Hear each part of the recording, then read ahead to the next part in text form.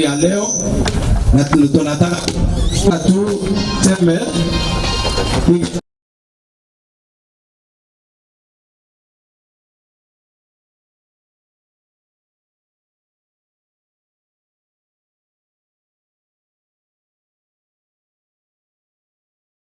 as soon as IBC is sorted out, we will ask the IBC to look at the issue of boundaries. Migogoro hizi kati ya wananchi ambao wanapakana saa zingine inatokana na hii mambo ya boundaries.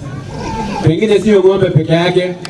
Najua kama Kapedo imekuwa na shida kwa sababu ya mambo ya boundaries. Sasa tunasema sehemu yoyote ambayo kuna shida ya boundary itatuliwe kwa njia inayofaa ili wananchi waishi kwa njia nzuri. Kuna huyu governor wa Turkana ambaye kazi yake ni kuongea, kila wakati akiongea ni kuongea kuhusu tiati.